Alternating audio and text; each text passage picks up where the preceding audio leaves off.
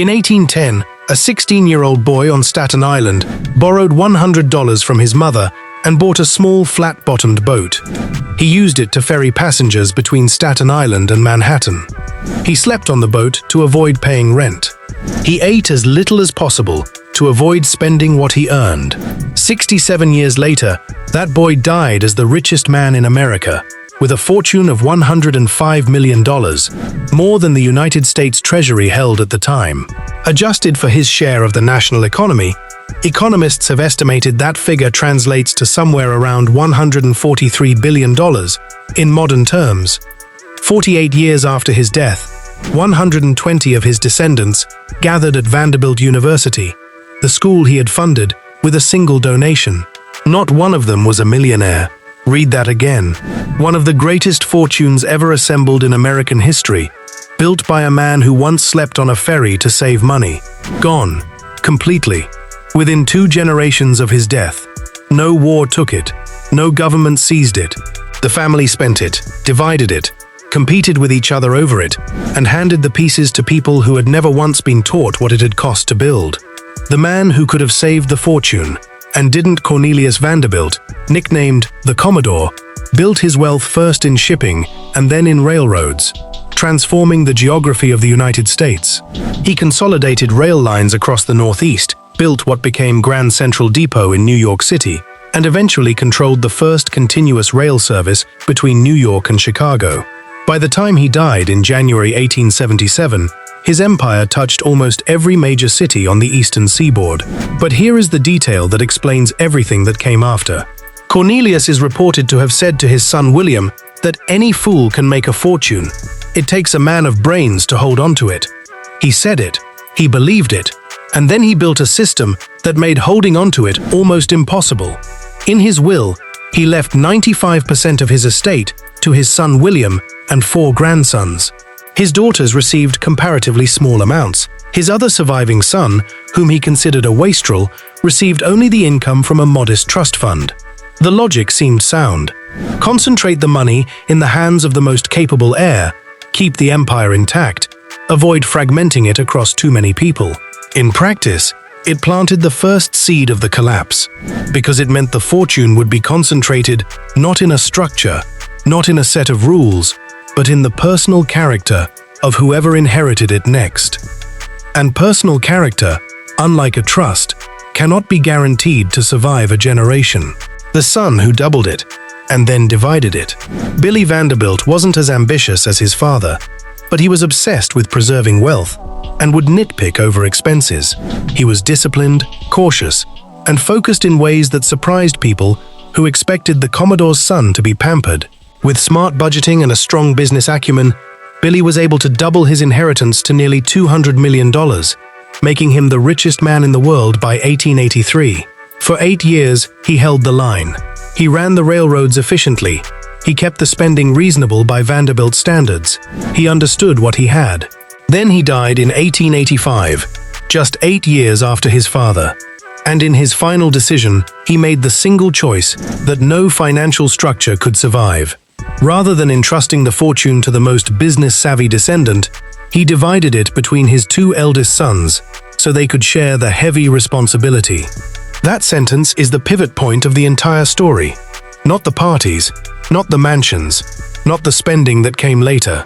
This decision, made by a careful and intelligent man who should have known better, removed the fortune from unified control and handed it to multiple heirs who would now, by human nature, begin competing with each other rather than cooperating. Every generation that divided a Vanderbilt fortune made the next division more certain. And once division started, the spending that followed almost didn't matter. The mathematics of splitting a fortune across enough people will erode even the largest pile of money without a single reckless heir being required. The architecture of destruction. But the Vanderbilts didn't make it easy on themselves either. What happened in the decades after Billy's death was a spending campaign so systematic that it reads less like individual excess and more like a collective decision to compete in the most expensive arena possible: social status. The problem was that despite all their money, the Vanderbilts weren't considered truly elite by old New York society. The Astors and the established families of the city's upper crust saw the Commodore as a rough and uncultured ferry operator who had simply gotten very lucky with railroads. That social exclusion burned in his descendants in ways that shaped every financial decision they made for the next 30 years. Alva Vanderbilt, wife of William Kissam Vanderbilt, hired architect Richard Morris Hunt to build a chateau-style mansion on Fifth Avenue. As one observer noted, the architect sensed that Alva wasn't interested in another home. She wanted a weapon, a house she could use as a battering ram to crash through the gates of society. The mansion cost $3 million to build, the equivalent of around $70 million today. When it was finished in 1883, Alva threw a masquerade ball that cost a further $250,000, roughly $6 million in today's money, with the equivalent of $1.6 million spent on champagne alone. The party worked. The Astors attended. The Vanderbilts were finally on the list. And that success was the beginning of the end, because it proved to every other branch of the family that spending on spectacle was the path to acceptance. Within just 5 weeks of Alva Vanderbilt's party, her father-in-law began designing his own mansion on Fifth Avenue. Various family members ended up building several mansions on Fifth Avenue near Alva's home. The competition wasn't against the outside world anymore. It was against each other. 10 mansions, 0 lasting wealth. What followed across the next 2 decades was one of the most concentrated periods of luxury construction in American history. The Vanderbilts owned 10 magnificent mansions on Fifth Avenue, creating what people called Billionaires Row. In Newport, Rhode Island, they built summer cottages that were anything but. The Breakers, a 70-room Renaissance revival palace built for Cornelius Vanderbilt II. Marble House, built for William Kissam, which today draws tourists from across the world just to stand in front of it. In North Carolina, George Washington Vanderbilt II built Biltmore Estate, a 250-room French Renaissance castle on 30,000 acres that took 6 years to complete and cost nearly $6 million to build, approximately $1.6 billion in today's money. These estates were built to become the American equivalent of old-world palaces, ancestral homes that would proclaim for centuries the prominence of the Vanderbilts. But it did not work out that way. Far from becoming ancestral homes, these monuments to limitless wealth, built for eternity, were hardly used for a lifetime. By 1947, all of their New York City homes had been torn down. The wrecking ball finished the job the spending had started. Mansions built for eternity, gone in 60 years. The Breakers survives today only because it was handed to the Preservation Society of Newport County. The family that built it could no longer afford to keep it. The divorce, the gambling, and the quiet unraveling beneath the spectacle of the mansions. A second and quieter destruction was happening inside the family itself.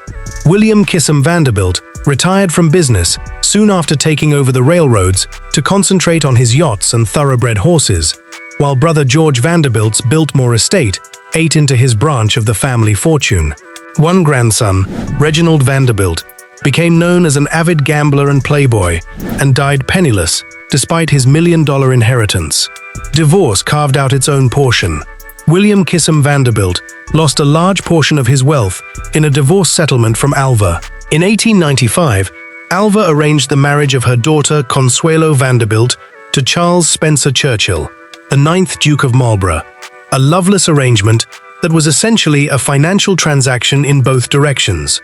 American money for a European title. The marriage eventually collapsed, producing 2 sons and years of misery, and leaving yet another branch of the family's story defined by dysfunction rather than growth. The railroads, meanwhile, the original engine of everything, began their own slow decline. The transport business had peaked in the late 1920s, but freight soon declined, and by the end of World War II, trucks, barges, airplanes, and buses had cut deeply into the industry. Between 1946 and 1958, New York Central dropped 4 of its 6 fast daily passenger runs between New York and Chicago. The family had long since stopped running the railroads with the intensity of the Commodore, and so when the industry weakened, there was no Vanderbilt at the controls with enough personal investment in the outcome to fight for it. The company that had funded everything eventually went bankrupt in 1970, absorbed into what became Amtrak. Gloria, Anderson, and the final chapter. By the time Gloria Vanderbilt was born in 1924, the Vanderbilt fortune that should have surrounded her entire life had largely already been spent by the generations above her. Her father, Reginald, the gambler, died when she was a year old, leaving almost nothing. What followed was one of the most publicized custody battles of the 1930s, a 7-week trial that showed the public just how dysfunctional the family had become, with the media calling Gloria the poor little rich girl. Gloria Vanderbilt rebuilt something, on her own terms and through her own work, building a fashion and design career that bore the family name but not the family fortune behind it. When she died in 2019, her estate was valued at less than $1.5 million. Her son, CNN anchor Anderson Cooper, has been entirely direct about what he inherited. As he told Howard Stern in a widely circulated interview, his mother made clear to him that there was no trust fund. Cooper has called inherited wealth an initiative sucker and built his own career and fortune independently. Which brings the story full circle to the man who started it all on a flat-bottomed boat in 1810. Cornelius Vanderbilt built something extraordinary through discomfort, patience, and a refusal to spend what he hadn't earned. He understood money the way only people who have almost none of it can understand it. And then he left it to a family he had never taught to think the same way, in a structure with no rules, built to outlast his own personality. What it all really cost: the mansions, the parties, the divorces, the gambling, the social competition, all of it was expensive. But none of it alone would have finished the fortune. What actually finished it was simpler and more brutal than any single expenditure. The Vanderbilts never built a system. There were no irrevocable trusts locking capital away from reckless heirs. There was no family constitution, setting rules for how decisions got made. There was no family office maintaining the financial expertise across generations. There was no shared purpose beyond the spending itself. A fortune without a structure isn't a legacy, it's a countdown. The Vanderbilts simply ran out of time before they ran out of money, and the two things arrived at roughly the same moment. The Commodore once said that any fool can make a fortune. He was right. What he never figured out was how to make the fortune outlast the fool who spent it. If this kind of story is what you come here for, hit like and subscribe. There is always another dynasty worth understanding, and the next one is more surprising than this one. Stay tuned for the next video. How the ultra-rich use trusts to never actually own anything.